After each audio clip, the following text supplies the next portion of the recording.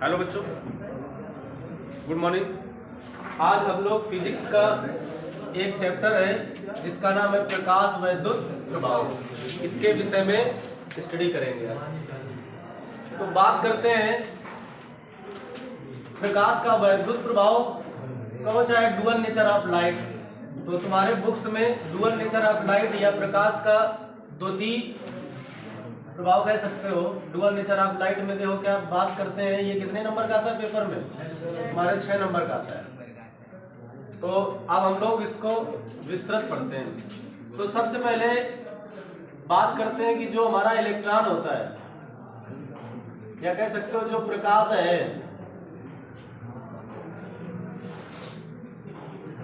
इसका दोहरा नेचर होता है।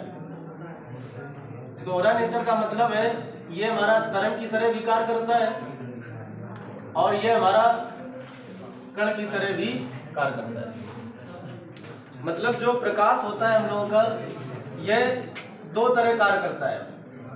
कुछ घटनाओं में ये तरंग माना जाता है और कुछ घटनाओं में इसे कण माना जाता है। अब क्या है, तो प्रकाश का यही गुण ही क्या कहलाता है? द्वितीय प्रकृति कहलाती है। प्रकाश की द्वितीय प्रकृति। तो अगर प्रकाश को केवल तरंग माना जाए तो कुछ घटनाएं हमारी छूट जाती हैं। अगर केवल कण मानोगे तो कुछ घटनाएं तरंग से रिलेटेड छूट जाती हैं। अगर हम प्रकाश को तरंग और कण दोनों मानेंगे तभी प्रकाश की बात पूरी होती है। मतलब कई सारे घटनाएं जैसे थी, हम लोग परावर्तन अपवर्तन। तरंग अगर मानोगे तो प्रकाश में परावर्तन शो होगा, अपवर्तन शो होगा, और बात करते हैं क्या, व्यतिकरण शो होगा, विवर्तन शो होगा और ध्रुवण शो होता है।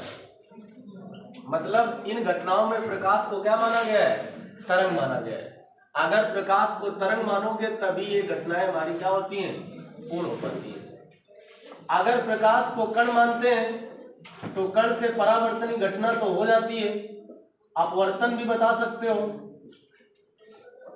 लेकिन इसमें हम लोग व्यतिकरण विवर्तन ये सब नहीं बता सकते हैं। और इसमें प्रकाश वैद्युत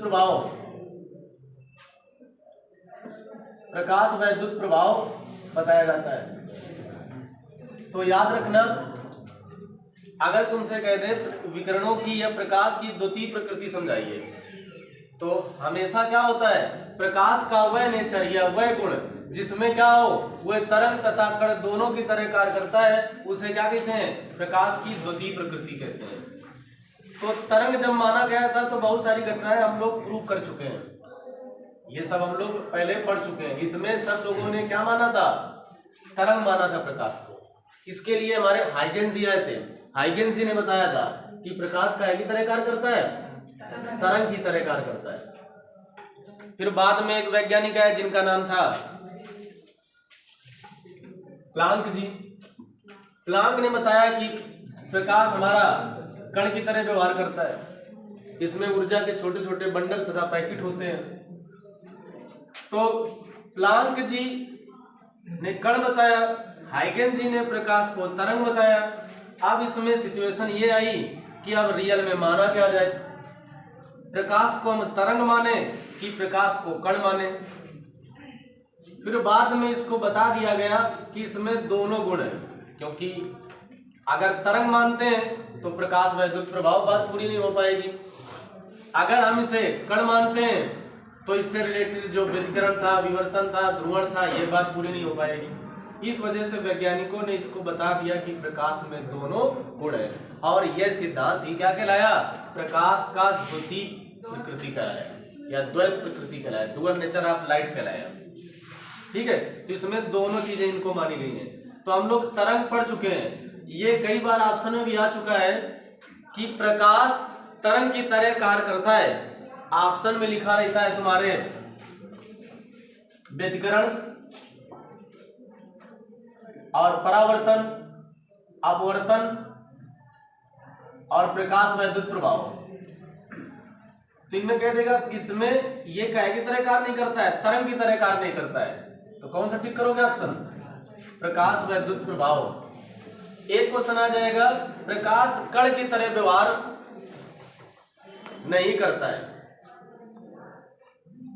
तो ऑप्शन में तुम्हारा ये कह देगा कण की तरह व्यवहार करता है, तो ऑप्शन में तुम्हारा लिखा होगा व्यतिकरण, विवर्तन, ध्रुवण और प्रकाश वैद्युत प्रभाव। तो कौन सा टिक कर दोगे? ऑप्शन नंबर बी, प्रकाश वैद्युत प्रभाव टिक कर देना। मतलब ऑप्शन कुछ भी हो सकता है, जनरली होंगे। अब देखो बात करते हैं, अब हम लोग पढ़ते हैं किसके विषय में? कण के विषय में। कण के विषय में जब हम लोगों ने पढ़ना स्टार्ट किया तो सबसे पहले इसमें आती है द्रव्य तरंगें। द्रव्य माने कोई उसका मतलब वो मैटर है, वो पदार्थ है। पदार्थ का मतलब कण, जैसे प्रोटॉन है, इलेक्ट्रॉन है। जब ये गति करने लगते हैं, याद रखना, क्योंकि कोई भी पदार्थ है तो उसमें क्या होता है? प्रोटॉन इलेक्ट्रॉन हुआ करते हैं।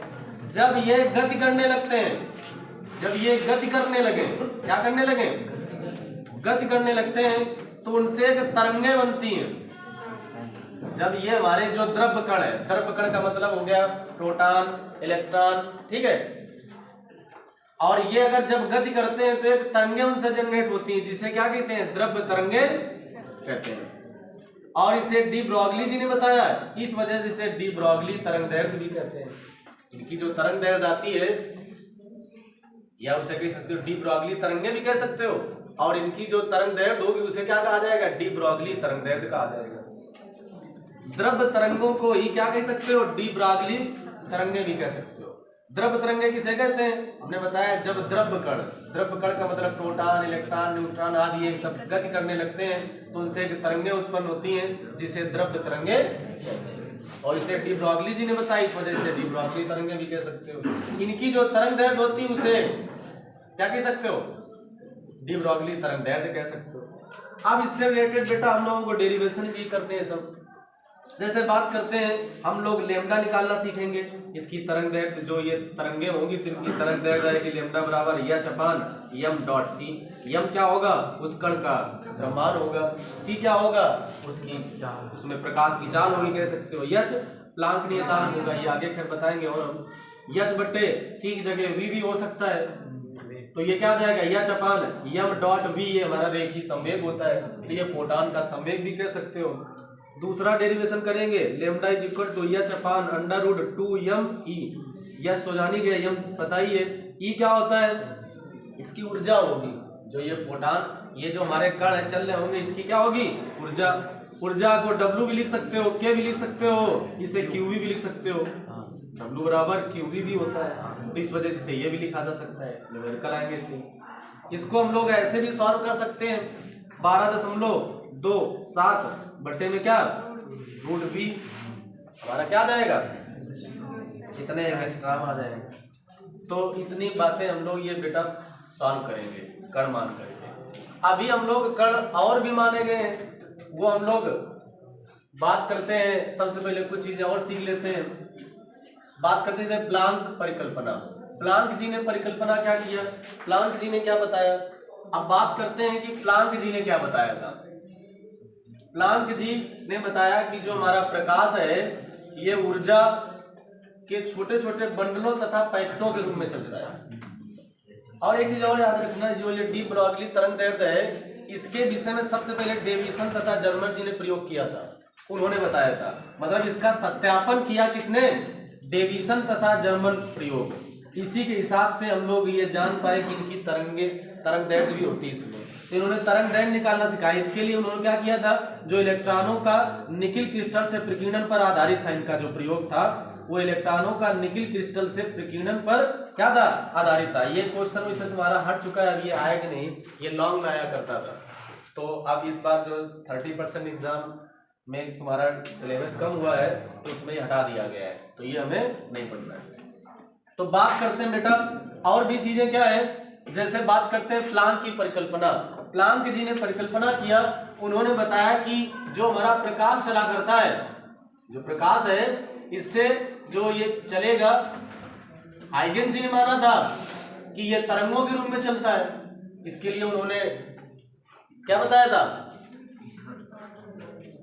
तरंग बताई थी। एक प्राथमिक तरंग इसे माना था, इसे द्वितीयक तरंगे माना था, और यहाँ क्या माना था?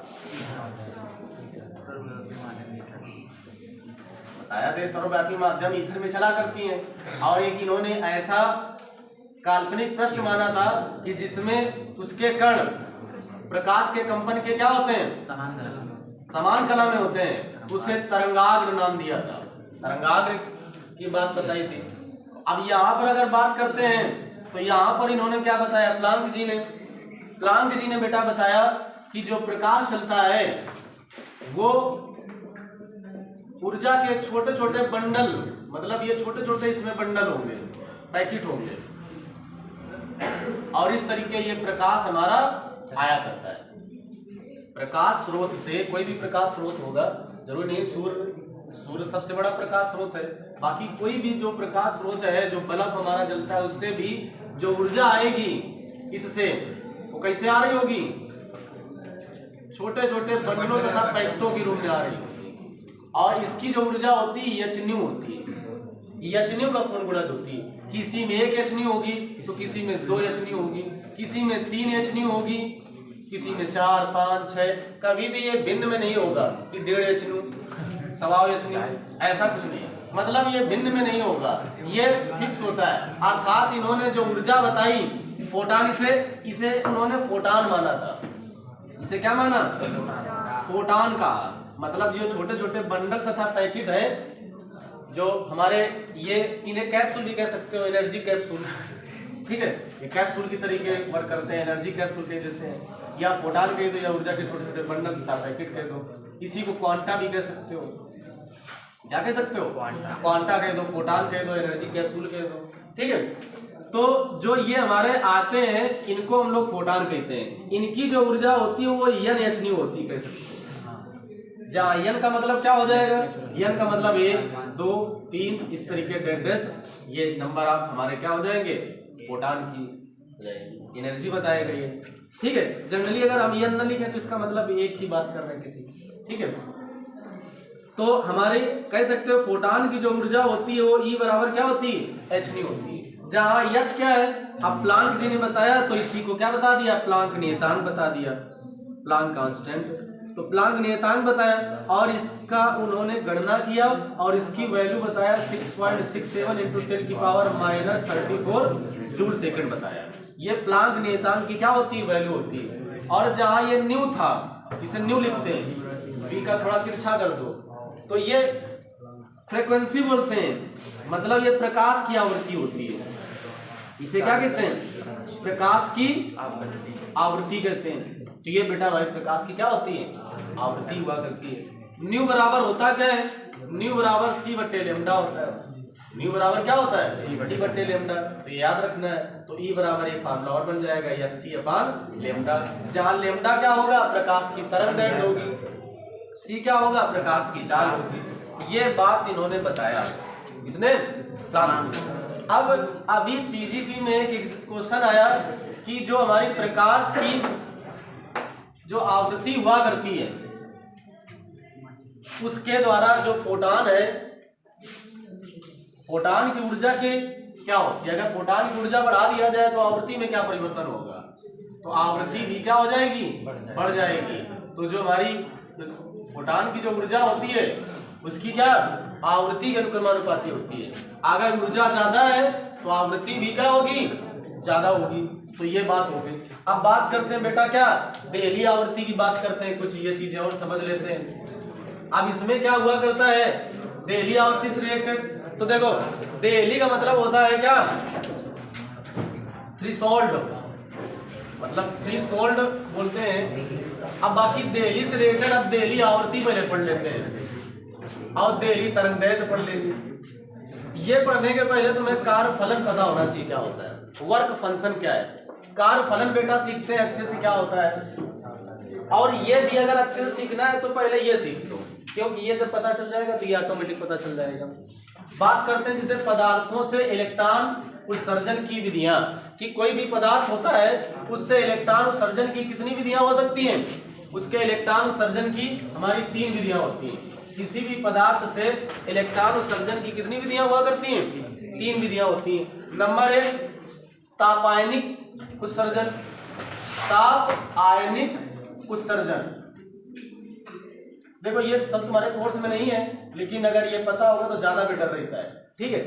ये सब हमारे देखो पदार्थों से इलेक्ट्रॉन उत्सर्जन करने की विधियां हैं। जैसे मान लो कोई धातु है, क्या है, धातु या कोई भी मेटल है, इसको अगर हम गर्म करेंगे, मान लो हमने गर्म किया, ताप दिया, हीट दिया, तो गर्म करने के फलस्वरूप इसमें हमारे इलेक्ट्रॉन हुआ करते हैं। धातुओं में मुक्त इलेक्ट्रॉन जिससे कह दिया करते हैं, है ना, बाहरी कक्षाओं में होते हैं। तो जब गर्म करते हैं तो ये इलेक्ट्रॉन क्या होने लगते हैं, निकलने लगते हैं। और इलेक्ट्रॉन निकलने की प्रक्रिया इलेक्ट्रॉन उत्सर्जन कहलाती है। किसी धातु की सतह से इलेक्ट्रॉन उत्सर्जित होने की प्रक्रिया या निकलने की प्रक्रिया क्या कहलाती है, इलेक्ट्रॉन उत्सर्जन कहलाती है। और ये धातुओं से इलेक्ट्रॉन जो निकला है वो किसकी वजह से, ताप के कारण। इस वजह से इसे क्या कहते हैं, ताप आयनिक उत्सर्जन कहते हैं। तो ताप आयनिक उत्सर्जन जान गए होंगे, ठीक है, लेकिन कोर्स में नहीं है ये, बाकी बेसिक है, पढ़ना पड़ता है। बात करते हैं नेक्स्ट, जो दूसरा होता है हमारा क्या, फील्ड इमिशन। इमिशन माने होता है उत्सर्जन। अब फील्ड का मतलब क्या है, मतलब इलेक्ट्रिक फील्ड जनरेट करना होगा। जैसे मान लो कोई धातु की सतह है, कोई धातु है मेटल, अब हमने क्या किया, इसमें अलग से बैटरी लगा दिया। ये एनोड कैथोड, एनोड कैथोड इस तरीके आ गया हमारा, ये प्लस एनोड हो गया, ये कैथोड हो गया। इसमें धनावेश दे दिया और इसमें क्या दे दिया, ऋणावेश।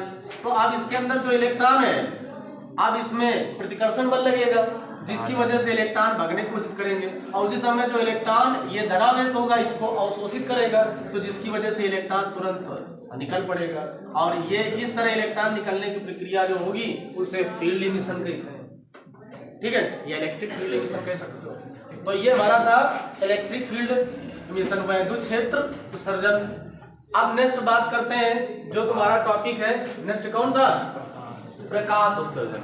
अब ये पेपर में ज्यादा आता है, इसी के विषय में हमें विस्तृत पढ़ना है। बात समझ रहे हो, केवल यही चैप्टर 6 नंबर का है, तो ज्यादा चीजें नहीं होती हैं, बस मेन तुम इसको समझ जाओ। अभी तक पहले क्या समझे कि किसी धातु, मेन है धातु से इलेक्ट्रॉन निकलने की प्रक्रिया इलेक्ट्रॉन उत्सर्जन कहलाती है। अगर इलेक्ट्रॉन ताप के कारण निकले तो वो क्या हो जाएगा, ताप आयनिक उत्सर्जन। अगर वैद्युत क्षेत्र के कारण निकले तो हमारा वैद्युत क्षेत्र उत्सर्जन हो जाएगा। अगर यह इलेक्ट्रॉन धातु की सतह से प्रकाश के कारण निकलने लगे तो प्रकाश उत्सर्जन कहलाएगा। जैसे मान लो कोई ये धातु की सतह है, कोई धातु है मेटल, अब इसमें हमारा क्या पड़ रहा है, प्रकाश पड़ रहा है, और इसकी ऊर्जा पता ही h होती है। तो प्रकाश आ रहा है और इसके अंदर जो इलेक्ट्रॉन होते हैं, तो इलेक्ट्रॉन क्या होने लगा, निकलने लगा। मतलब कि जो इलेक्ट्रॉन निकल के जाते हैं उसे उत्सर्जित इलेक्ट्रॉन या प्रकाश इलेक्ट्रॉन कहते हैं, या इसे क्या कहते हैं, प्रकाश इलेक्ट्रॉन कहते हैं। बात समझ पा रहे हो, किसी धातु की सतह से इलेक्ट्रॉन अगर प्रकाश के कारण निकले या उत्सर्जित हो उसे प्रकाश उत्सर्जन कहते हैं, और उत्सर्जित इलेक्ट्रॉन को प्रकाश इलेक्ट्रॉन कहते हैं। और इस पूरे प्रभाव को प्रकाश और चीज याद रखना, इलेक्ट्रॉन निकलेगा तो उसमें क्या उत्पन्न होगी, एक धारा उत्पन्न होती है जिसे प्रकाश धारा कहते हैं, फोटो इलेक्ट्रिक करंट, प्रकाश धारा कह सकते हो। और इस पूरे प्रभाव को प्रकाश वैद्युत प्रभाव कहते हैं, प्रकाश वैद्युत प्रभाव कहते हैं। तो बात समझ में आई कि नहीं है, जब किसी धातु की सतह में प्रकाश डाला जाता है तो उससे इलेक्ट्रॉन उत्सर्जित होने लगते हैं जिसे प्रकाश इलेक्ट्रॉन कहते हैं, और एक इसमें धारा भी उत्पन्न हो जाती है जिसे प्रकाश धारा कहते हैं, और इस पूरे प्रभाव को प्रकाश वैद्युत प्रभाव कहते हैं। तो बात समझ गए होंगे, प्रकाश वैद्युत प्रभाव। और प्रकाश वैद्युत प्रभाव की खोज सबसे पहले हेनरी हर्ट्ज ने किया था, मतलब हर्ट्ज जी ने किया था। प्रकाश वैद्युत प्रभाव की खोज किसने किया सबसे पहले, हर्ट्ज जी ने। इन्होंने कुछ नियम दिए और नियम बहुत अच्छे अच्छे इन्होंने दिए। अब कुछ अभी नियम रह गए थे, बाद में आइंस्टीन जी देंगे। तो अब इन्होंने नियम क्या दिए, इन्होंने नियम दिया, जनरली तुम्हें बता दे रहे हैं। इन्होंने बताया कि अगर ये जो प्रकाश किसी धातु की सतह में पड़ता है उससे इलेक्ट्रॉन जो निकलते हैं तो इसमें कोई समय पश्चता नहीं होती है, तुरंत इसका जो इसका क्वांटा होता है, इसका एनर्जी पैकेट है, ये आकर तुरंत अपनी ऊर्जा किसको दे देता है, इलेक्ट्रॉन को दे देता है, और इलेक्ट्रॉन उस ऊर्जा को लेकर तुरंत निकल पड़ता है। और ये उसके इलेक्ट्रॉन द्वारा ऊर्जा अवशोषित करने में और इसके द्वारा निकलने में कोई समय पश्चाता नहीं होती, मतलब ये प्रोसेस तुरंत होता है। दूसरी बात बताया कि एक फोटॉन केवल एक इलेक्ट्रॉन की ऊर्जा दे सकता है। एक फोटॉन अपनी पूरी ऊर्जा किसको देता है? एक इलेक्ट्रॉन को ही देगा, ऐसा नहीं कि और अगल बगल कई इलेक्ट्रॉनों को देते हैं। एक फोटॉन अपनी पूरी ऊर्जा एक इलेक्ट्रॉन को देता है। और भी इन्होंने बताया, और इसके विषय में एक चीज और बताया था कि जैसे प्रकाश धारा उत्पन्न होती है, हमारा क्या उत्पन्न होता है? प्रकाश धारा जनरेट होती है। अब क्या करें, प्रकाश धारा को रोकने के लिए एक अलग से भी वो दे दें। वो आगे हम जब डेरिवेशन कराएंगे तो और बताएंगे कि प्रकाश धारा को रोकने के लिए क्या करने के लिए, इसको रोकने के लिए, क्योंकि कैलकुलेशन करना है तो करंट भी लग सकता है तो रोकना भी है, ठीक है। इसको रोकने के लिए अलग से दी गई धारा क्या कहलाती है? जो अलग से वोल्टेज दोगे तो अलग से जो वोल्टेज दिया उसे निरोधी वोल्टेज कहते हैं। उसे क्या कहते हैं? निरोधी वोल्टेज कहते हैं, या इसे V0 से शो करते हैं। स्टॉपिंग पोटेंशियल कहलाता है, इसे स्टॉपिंग पोटेंशियल कहते हैं। तो प्रकाश धारा को रोकने के लिए अलग से दिया गया वोल्टेज ही क्या कहलाता है? निरोधी वोल्टेज कहलाता है। V0 बराबर आ जाएगा K E और क्या E होता है, तो ये बताएंगे ये हमारा क्या होता है, ठीक है। जो ऊर्जा होती है उत्सर्जित मैक्सिमम। और एक चीज याद रखना, इसमें एक पूरा इसमें ग्राफ बहुत सारे होते हैं, याद रखना। प्रकाश वैद्युत प्रभाव जो पूरा डिपेंड है ग्राफ पर डिपेंड है। जिसको ग्राफ अगर अच्छे से आता है, जितने भी नीट के एग्जाम है, TGT PGT सब में ग्राफ सबसे ज्यादा आता है। तो अगर ग्राफ तुम्हें अच्छे से आता है तो ये चैप्टर भी बहुत अच्छे से आएगा। ग्राफ से हम लोग इसको स्टेप बाय स्टेप सारे जितने भी कॉन्सेप्ट हैं सब ग्राफ से सीखेंगे। तो ग्राफ से एक्स अक्ष वाई अक्ष सब पता चल जाता है क्या सिचुएशन हो रही है, ठीक है। बाकी अभी बता दें इसका जो स्लोप होता है थीटा एच बट्टे के होता है, एच को जानते हो, प्लांक नेता क्या होता है? इलेक्ट्रॉन की आवेश। अब बात करते हैं, तो इस तरीके हम लोगों ने पढ़ लिया, ठीक है। अभी और भी चीजें बहुत सारी हैं, अभी क्योंकि वीडियो ज्यादा लंबा हो जाएगा इस वजह से मैं बता रहे, बाकी जब टॉपिक वाइज टॉपिक बताएंगे तो फिर बता दिया जाएगा। नेक्स्ट बात करते हैं आइंस्टीन का प्रकाश वैद्युत समीकरण। अब इसी के विषय में प्रकाश वैद्युत प्रभाव से संबंधित आइंस्टीन जी ने कुछ बातें बताई, और इन्होंने इतनी अच्छी बातें बता दिया कि कब इलेक्ट्रॉन निकलेगा कब इलेक्ट्रॉन नहीं निकलेगा, क्योंकि इसमें ये बात संभव नहीं हो पा रही थी। इन्होंने सब बातें बता दिया। इसके लिए इन्होंने 3 कॉन्सेप्ट दिए, 3 नियम दिए, और एक समीकरण बनाया जिसे क्या कहा गया? आइंस्टीन समीकरण कहा गया। इन्होंने बताया कि जो फोटॉन की जो ऊर्जा होती है ई, फोटॉन की जो ऊर्जा होती है क्या ई, ये किसी एक किसको दे देता है? एक इलेक्ट्रॉन को दे देता है। वह इलेक्ट्रॉन, जैसे मान लो ये हमारा इलेक्ट्रॉन है और यहाँ फोटॉन की ऊर्जा h न्यू आई, तो ये h न्यू ऊर्जा किसको दे देगा? एक इलेक्ट्रॉन को दे देगा। इलेक्ट्रॉन उस ऊर्जा को अवशोषित करेगा, अवशोषित करने के बाद ये बाहर निकल पड़ेगा, और जब निकलेगा तो गतिज ऊर्जा उसमें होगी। तो मतलब जो हमारी फोटॉन द्वारा दी गई ऊर्जा होती है वह 2 रूपों में खर्च होती है। आइंस्टीन ने बताया 1905 में इन्होंने समीकरण दिया। इसके लिए इन्होंने बताया कि जो फोटॉन की ऊर्जा होती है वह इलेक्ट्रॉन क्या करता है? अवशोषित करता है, और उसे 2 रूपों में खर्च करता है। नंबर 1 क्या करेगा? कार्य करेगा निकलने के लिए, ठीक है, जिसे कार्य फलन कहते हैं। और क्या होगा? और उसको गति प्रदान करेगा। इस तरीके हमारी ये आ गई। इसके संबंधित बनाया पूरा, बनाया क्या? H nu is equal to W क्या था? एच न्यू नॉट, और प्लस गतिज ऊर्जा अगर बात किया जाए तो के लिख दो, या हाफ mv स्क्वायर लिख दो, या के मैक्सिमम लिख सकते हो, ठीक है, मैक्सिमम बताएगा। तो के मैक्सिमम कितना निकलेगा? के मैक्सिमम निकल आएगा, इसको इधर भेज दो, तो H new minus H nu naught, और इस तरीके एच कॉमन लिख सकते हो तो न्यू माइनस न्यू नॉट, के मैक्सिमम हमारा ये निकल आएगा। ये समीकरण होता है, के बराबर हाफ mv स्क्वायर भी लिख सकते हो। एच प्लांक कांस्टेंट है। न्यू क्या होता है? आपतित प्रकाश की आवृत्ति, और न्यू नॉट क्या है? देहली आवृत्ति। न्यू नॉट क्या होता है? देहली आवृत्ति। अब इससे संबंधित है वो कुछ बातें बताया है, और ये बातें पढ़ने के लिए पहले तुम्हें ये पता होना चाहिए कार्य फलन किसे कहते हैं। तो किसी धातु की सतह से इलेक्ट्रॉन निकलने में जिस ऊर्जा की आवश्यकता होती है उसे क्या कहते हैं? कार्य फलन कहते हैं, या वर्क फंक्शन कहते हैं। और ये धातु का गुण होता है, हर धातु के लिए जो कार्य फलन है अलग अलग होता है। सबसे कम सीजियम धातु के लिए होता है, 1.9 इलेक्ट्रॉन वोल्ट। और अगर पोटेशियम की बात करें, पोटेशियम के लिए होता है 2.2 इलेक्ट्रॉन वोल्ट। कापर की बात करें तो 4.5 इलेक्ट्रॉन वोल्ट होता है। सबसे कम सीजियम धातु का होता है, तो ये चीज याद रखना। बात करते हैं बेटा क्या, देहली आवृत्ति की और देहली तरंगदैर्ध्य की। देखो इसमें कुछ है नहीं है, हम लोग देहली आवृत्ति की बात करते हैं। देखो इसके लिए बेटा क्या होता है, जो इलेक्ट्रॉन है तो ये पर्टिकुलर किसी धातु में होगा, ठीक है।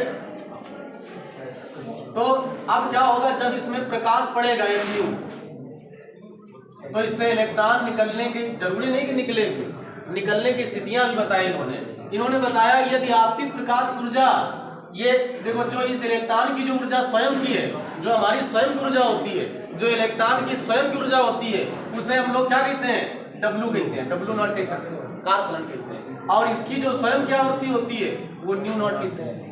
आपतित प्रकाश की जो आवृत्ति है वो न्यू होती है। अगर ये कह सकते हो आपतित ऊर्जा ही है, और जो कारफलन है वो W है। अगर आपतित ऊर्जा W से ज्यादा होगा तभी उस धातु की सतह से इलेक्ट्रॉन निकलेगा, अदरवाइज इलेक्ट्रॉन नहीं निकलेगा। या तो बराबर हो जाए या तो ज्यादा हो जाए तो निकल जाएगा। लेकिन अगर आपतित प्रकाश ऊर्जा और क्या कारफलन से क्या है, कम है, तो कभी भी उस धातु की सतह से इलेक्ट्रॉन नहीं निकल सकता। यही 3 बातें उन्होंने बताया। इसके लिए उन्होंने बताया कि आपतित प्रकाश की आवृत्ति जो होती है न्यू होती है, और जो इस इलेक्ट्रॉन की जो आवृत्ति है कह सकते हो वो μ0। तो कह सकते हो ये क्या होती है, आपतित प्रकाश की अगर आवृत्ति ज्यादा है, आपतित प्रकाश की अगर क्या है, इन्होंने बताया अगर आपतित प्रकाश की आवृत्ति देहली आवृत्ति से ज्यादा है तो उस धातु की सतह से इलेक्ट्रॉन निकलेगा, कार्य होगा तो इलेक्ट्रॉन निकलेगा, और गतिज ऊर्जा भी उसमें आएगी पॉजिटिव। और क्या है, अगर आपतित प्रकाश की आवृत्ति देहली आवृत्ति पर्टिकुलर उस धातु में उपस्थित इलेक्ट्रॉन की हुआ करती है, ठीक है। अगर उसके बराबर है तो क्या है, इलेक्ट्रॉन निकलेगा, कार्य होगा, लेकिन गतिज ऊर्जा नहीं होगी, बस इलेक्ट्रॉन निकलेगा, बस इसी पृष्ठ में ऐसे आ जाएगा। नेक्स्ट बात करते हैं, अगर आपतित प्रकाश की आवृत्ति देहली आवृत्ति से कम है तो उस धातु की सतह से इलेक्ट्रॉन नहीं निकल पाएगा, क्योंकि अगर इसको है ये 10 जूल और इसका है ये 6 जूल कारफलन, जब आएगा तो ये क्या है 4 जूल, अब इलेक्ट्रॉन इससे निकल आएगा। लेकिन अगर ये 6 जूल है और ये 10 जूल है कारफलन, तो आप नहीं निकल पाएगा, क्योंकि वो कंज्यूम कर लेगा, तो हमारा नेगेटिव आएगा, कह सकते हो गतिज ऊर्जा नहीं होगी, इलेक्ट्रॉन नहीं निकलेगा और कार्य भी नहीं होगा। यही इन्होंने क्या दिया था, आइंस्टीन जी ने दिया था। इसके लिए इन्हें नोबेल पुरस्कार से सम्मानित किया गया था। इसके लिए आइंस्टीन जी को क्या दिया गया, नोबेल पुरस्कार भी दिया गया, जबकि आइंस्टीन जी ने E = mc² भी बताया था, इसके लिए नोबेल पुरस्कार नहीं दिया। जो ऊर्जा समीकरण दिया था ये सबसे बेस्ट था, लेकिन वो उस समय के वैज्ञानिक इसको सही से समझ नहीं पाए थे। बाद में समझा था तो कहा था इसके लिए उनको नोबेल पुरस्कार दिया जाना चाहिए था। लेकिन एक चीज याद रखना, जो आइंस्टीन जी को नोबेल पुरस्कार दिया गया, किसके लिए दिया गया, प्रकाश वैद्युत प्रभाव से संबंधित के लिए दिया गया। इस तरीके बेटा ये पूरा चैप्टर था, ठीक है। अब क्या है, ये हमने पूरा तुम्हें एक मैप में पूरा बता दिया है क्या क्या टॉपिक होते हैं, क्या क्या हम लोग पढ़ना है। ये जो वीडियो है सबसे ज्यादा तुम्हें यूजफुल होगा, तुम्हारे लिए सबसे ज्यादा इंपॉर्टेंट होगा जब तुम एग्जाम देने जा रहे होगे, ठीक है। तो एक बार देख लो तो पूरा चैप्टर क्या हो जाएगा, कंप्लीट हो जाएगा, ठीक है। तब के लिए जय हिंद।